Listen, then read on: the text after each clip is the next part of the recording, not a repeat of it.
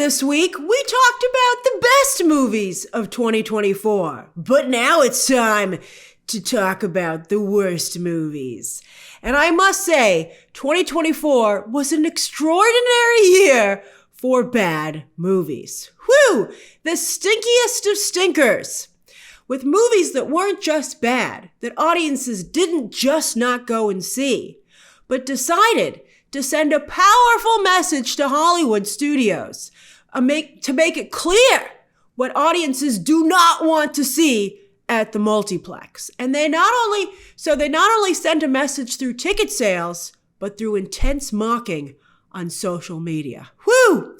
Signals were sent that were so strong, so undeniable, that I even had to agree and put two movies that I enjoyed on this list as the worst movies of the year. Because while I might have personally enjoyed them as a moviegoer, as a studio executive, whew, don't do that again. Are any movies like that for you where you personally liked it, but you're like, whew, what a disaster.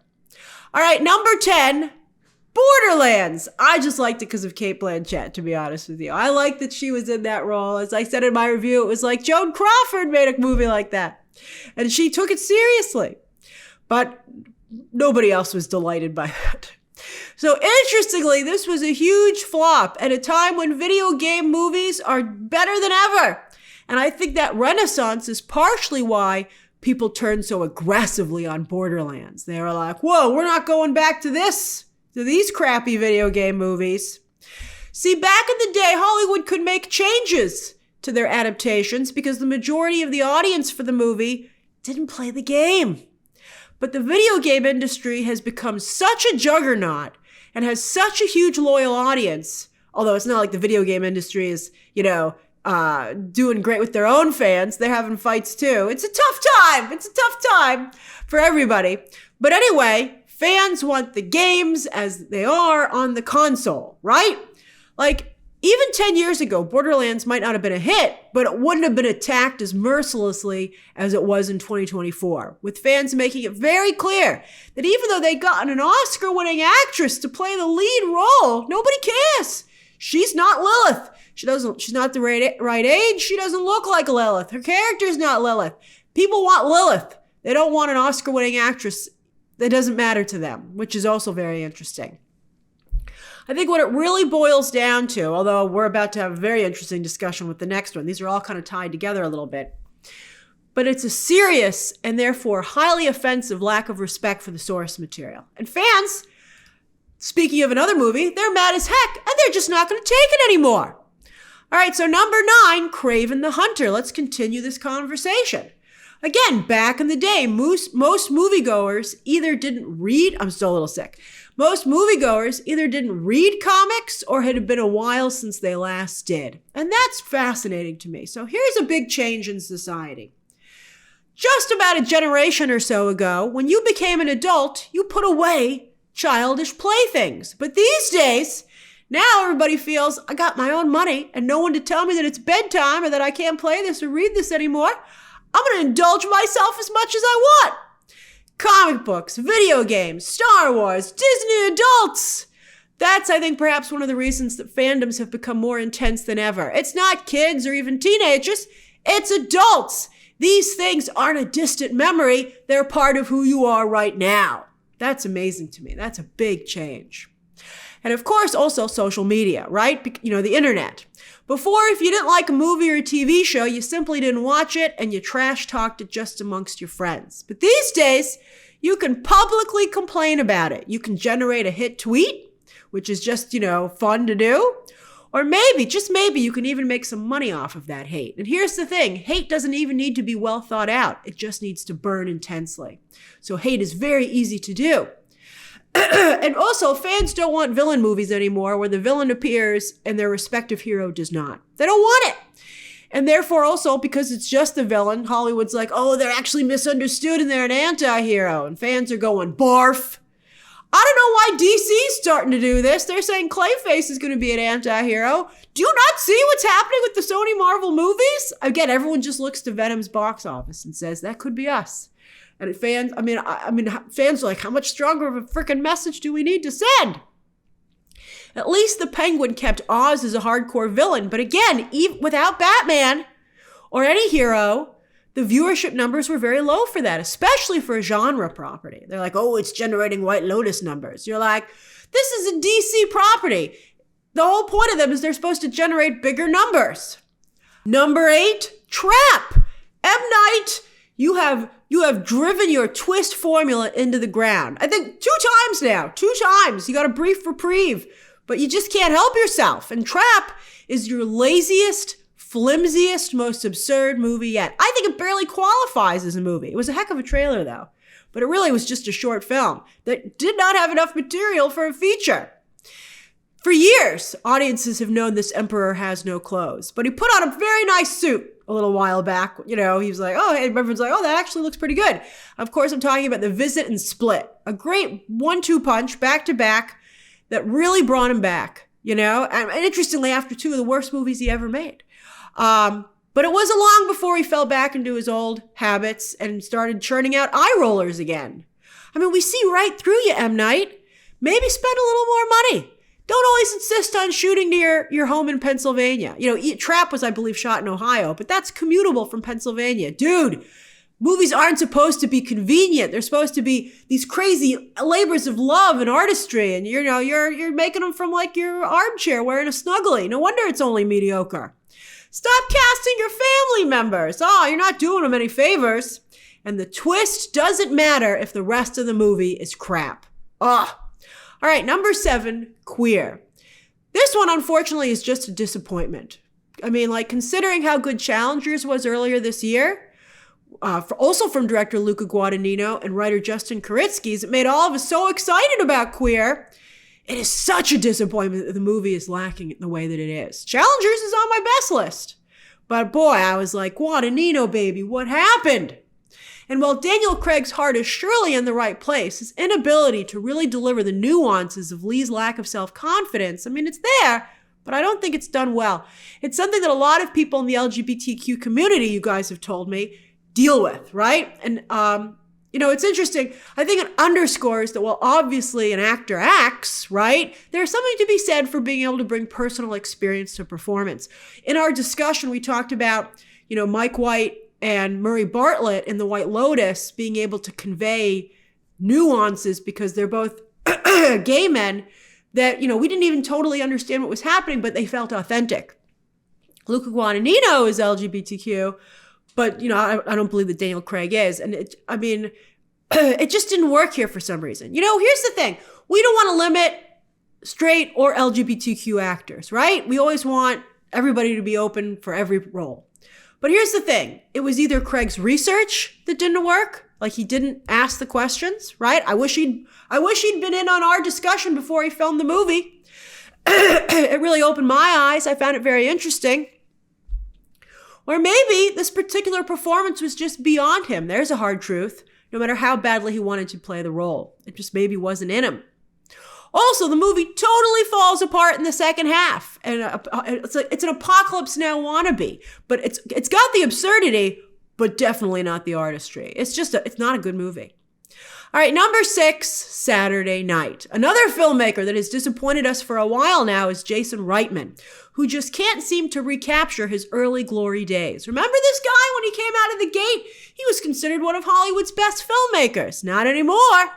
I mean, he could momentarily boast that he saved his father's Ghostbusters franchise, but the sequel that he made, I mean, he didn't direct the sequel, but he was still heavily involved in it. It almost made this worst list this year. I mean, it was weak sauce, man. Weak sauce. So Saturday Night, either Reitman makes everyone in the early days of SNL horribly unlikable and incompetent, or he reveals that they were horribly unlikable and incompetent. Don't tell everybody that. Insisting on the real-time gimmick, the movie takes place in real time, the movie is therefore unable, I think, to really dive into the uniqueness, not just of SNL, but the situation that created it. I mean, no spoilers, but it involves Johnny Carson. And that it's just glossed over that a dispute, let's say, between Carson and NBC led to the creation of the other iconic late night show, The Tonight Show and Saturday Night Live, is crazy. That's amazing. It should have been a bigger part of this movie. And it's hardly there. all because they wanted to tell a story in real time. It's a gimmick, it's gimmicky, and it undercuts the movie. The movie does have a glorious scene at the end where Gabriel LaBelle's Lorne Michaels underscores the experimental nature of SNL's early days that put it on the map and led to some truly brilliant comedy. But it never shows any of that brilliant comedy. Watching this movie, you would think the show sucked. So that's really, really unfortunate. All right, number 5, Gladiator II. Luckily, Denzel Washington managed to sidestep this disaster. He carries it on his back for most of the movie until the script gets even him in the third act, but he still has managed to walk away with some Best Supporting Actor nominations because he does so much he does the most he can for the film. But wow, way to poop on one of your most legendary films, Sir Ridley Scott. Although these days, Scott does seem to have movie diarrhea. Hoo-hoo, it's the worst list. Pew pew, things are getting spicy. All right, so Paul Mescal is tragically miscast. I say tragically, not only because he weighs down the movie because he's not good in it, but after we saw the SNL, speaking of Saturday Night Live, after we saw their recent spoof trailer where they turned Gladiator II into a musical, it's clear Mescal is very talented, just not in a Gladiator-type movie. He's in the wrong type of movie. Thankfully, Gladiator II ended up being the manly part of Hollywood's Barbenheimer 2.0. And that made a lot of people still check it out anyway, and I think made some people a little bit more forgiving of it because they wanted a horse in that race. But yeah, I don't think it will be remembered fondly, if at all. I mean, that's perhaps the worst part. It's not even spectacularly bad. It's just super bland. Wow. But you know, the reason it's high up on this list is because of how much it tarnishes the original film's legacy. Every time everybody talks about Gladiator from now on, they're going to be like, yeah, but did you see that sequel? All right, number 4, Lord of the Rings, The War of the Rohirrim. Now, it turns out that some hardcore Lord of the Rings fans actually kind of like this thing. But I think you have to be such a hardcore Lord of the Rings fan, like not just the back of the comic book store, but like the secret meeting that takes place after the comic book store is closed and you need a secret password to get in. That's who likes this movie. And it's a very small group, which is why it's not doing particularly well. But I'm putting it on my worst list, and so high up, because I think it's a crushing blow to animated films aimed at adults being put out by Hollywood. And that's such a shame. Streaming has done wonders for adult animation, and I'd hope that the multiplex would be next. But War of the Rohirrim is turning out to be such a big flop that risk-averse studios are not likely to put out another adult animated film in theaters anytime soon. And you know what? Maybe there isn't an audience for adult animation. I mean, it's not like it's doing great even on streaming when it comes to ratings. And we felt really bad about that. But I wish we'd at least gotten a proper test in theaters. You know, it's like, how do we really know what interest is out there? How can we win over people to adult animated content on the big screen where it would actually, I think, you know, streaming is so fragmented these days because there are so many options. Theatrical is a great way to get, you know, if it especially did pretty good out of the gate because of the fandom, maybe we could get some casuals to say, hey, maybe I should check it out. But War of the Rohirrim just is not that movie. And so it's so disappointing. It's not a proper test. That drives me crazy. At least Hollywood eventually figured out comic book movies. They're figuring out video game adaptations as we speak. And maybe someday they'll figure out adult animation. I mean, they're close. Again, the streaming shows are good, but how are they going to get more? Again, maybe the audience just isn't that big in the West, but I don't know. I mean, look, it took Pixar. Look what they've done for getting adults interested in animated movies. I mean, I think it can be done, but I think The War of the Rohirrim is a very big setback. Number 3, Civil War, a movie we fought about quite a bit when it came out. A lot of you staunchly defended it, but now in hindsight, I wonder how many of you will still defend it. Because come on, it's an awful movie. It's not even actually about Civil War. I mean, I think a movie about a modern Civil War is actually very compelling. And in A24's defense, they marketed the heck out of this movie, and it worked. It led to their biggest commercial success to date and their first number one debut. A24 did their job, but Alex Garland did not do his. He chickened out. He refused to actually get involved in this very divisive discussion about, you know, how divided we are these days. And not just in America. The whole globe is experiencing this. His native UK. And again, as I said, he chickened out. He's a coward. He pretended that he was like really brave to make this movie, but the reality is that he's a coward. And that's even worse is that so here, this is what also really annoys me about the movie. So it's actually a movie about photojournalism. And a very callous one is that it depicts photojournalists and really all journalists as heartless vultures who really only care about the story. Whatever's actually unfolding in front of them be damned. And that is not true. Journalists on the front lines are more often than not heroic. Their reporting makes a real difference. And even sometimes they make the ultimate sacrifice. So I was amazed at how journalists lauded this film, considering how horribly it depicts the profession. In the end, Civil War, it was an ad campaign. It was an empty promise. Or if you really want to get nasty about it, because this is a worse list, it was a cheap trick. All right. Number 2, Madam Webb. Is Madam Webb really worse than Kraven the Hunter? Some of you will disagree with me on that. And that's fine, but here's my reasoning. And, I have to say Dakota Johnson is very good at, she has an impressive flair for making horrible lines of dialogue campy fun. And in some cases, instantly iconic. Like John Mulaney even used a Madam Webb line as a joke for his Oscar presentation last year. And it was a fabulous joke. It was hilarious. But after Morbius with Morbin Time and then Madam Webb right after that, that cemented that the Sony Spider-Man-less universe wasn't just bad, that it was a joke. And to me, and this is my list, Madam Webb highlights everything that's wrong with these movies, right? Of all the Sony Spider-Man-less movies, Madam Webb is the least comics accurate and has the least connection to the hero it spins off of, but while trying to have its cake and eat it too.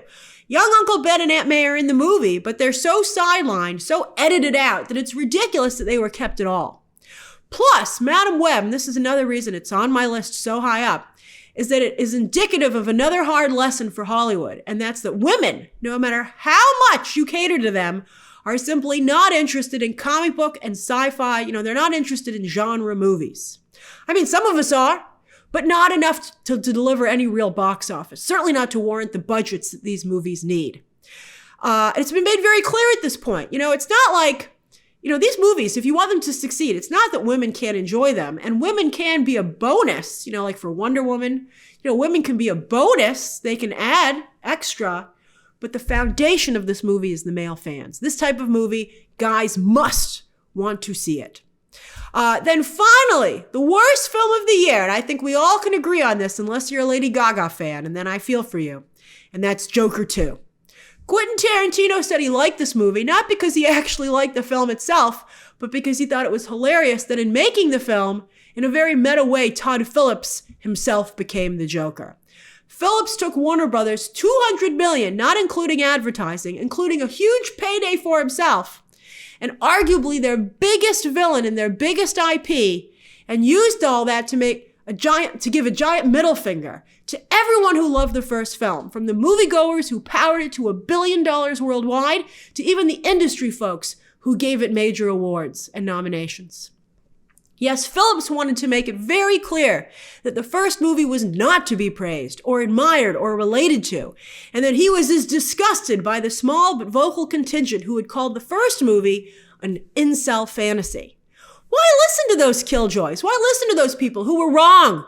Why join them? Why dismiss all the real-world people who are really hurting, who identified with that first film so strongly? Not because it was DC's The Joker, but because they felt that finally someone saw them. And that was beautiful. And to turn on those people, I think that's what makes Phillips' sequel particularly egregious and so heartless and callous and awful. He's not being the Joker. He's being the horrible 1% that the first movie was supposed to be against. Wow. Plus, he really ran Lady Gaga's career through the shredder. Woo, just like he did her role in the editing room. Where did it go? She trusted him. An actor is supposed to trust their director. And look at how he repaid that trust. With a crushing blow to her career that's going to be very hard to recover from. As for Joaquin Phoenix, turns out he's just destructive all over. Not just with other odd movie choices, but right before Joker 2 came out, it was revealed that he's shockingly unprofessional. Boy, Lady Gaga, she did not know who she was getting involved with. Todd Phillips and Joaquin Phoenix. That's very sad for her. Like Gladiator II, Joker 2 proves that even if a movie does boffo box office and was nominated for/won a ton of awards, it doesn't necessarily need a sequel. Watch out, Barbie! Watch out! All right, so those are my top 10 worst movies of 2024. As I said, what a year. And how do you feel about my list? And what do you think were the real stinkers of 2024? And what lessons do you think that audiences were trying to get through to the studios? All right, share your thoughts down below, subscribe today, and of course, as always, you can check out some more videos right now.